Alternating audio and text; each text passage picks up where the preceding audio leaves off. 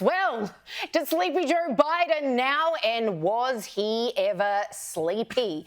Speaking in Hanoi, Vietnam, I'm not sure whether he actually knew where he was. His press conference was actually cut abruptly short by his own staffer. He's slurring away into the microphone as he does when he's suddenly interrupted by his own press secretary cutting him off. This is literally unprecedented. Let's take a moment to appreciate the fact that he's a senile old man, but still the President of the United States of America. Watch it happen for yourself. We talked about at the conference overall, we talked about stability. We talked about making sure that the third world, the Southern Hemisphere had access to change. It had access. It wasn't confrontational at all. Thank you, everybody. This ends the press conference. Thanks, everyone. Thank you. Thank you.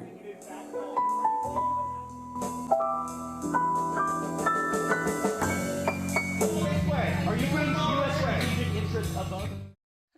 The elevator music is the only thing that could make that thing more glorious, and it does. And so he was cut off by his own press secretary, but not before he'd made this heartfelt promise to Africa. One of the things we're doing in terms of, I proposed a long time ago at the G7, now it's just going to come to fruition at the G20, is making sure that we build a railroad all the way across the African continent.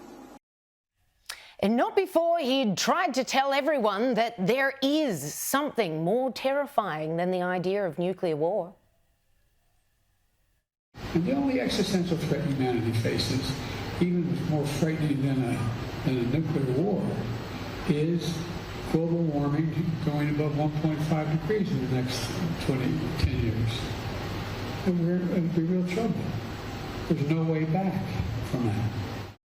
There's also nowhere back from a nuclear war, buddy. This is how it goes now with eye-watering certainty. Biden slurs his way through a carefully scripted auto cue, and then inevitably, once the presses are involved, it goes exactly like this. Question. Yes. Are you high or just incredibly stupid? I assure you, I am not high. Just incredibly stupid. I mean, please, this is clearly getting worse. He's actually deteriorating before our very eyes. He wouldn't get the words out, though. He'd say, I'm incredibly stupid. And I love that music when they cut him off. Like, he is about as competent as the person that you're waiting to talk to on the line to Telstra when you want to fix your internet when it's not working, right?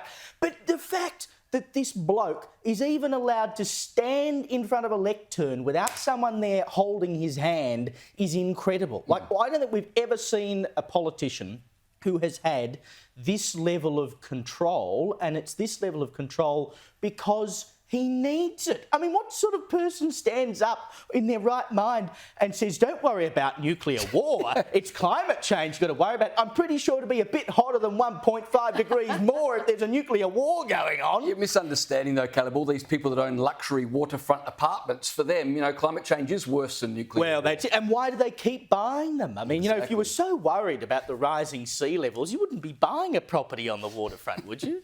Also, it bears mentioning that meanwhile, here's his stiff competition at a football game in Iowa.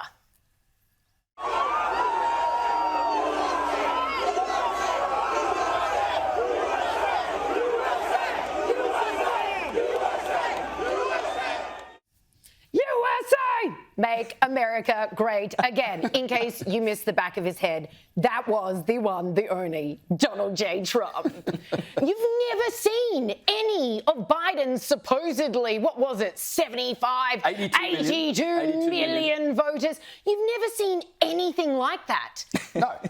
He either gets booed by the three people who bothered to come out, or he's on the beach completely surrounded by sand. Exactly. Do me a favour. I find it very hard to believe that many people voted for him, and we've never once seen an even slightly similar scene in honour of Joe Biden.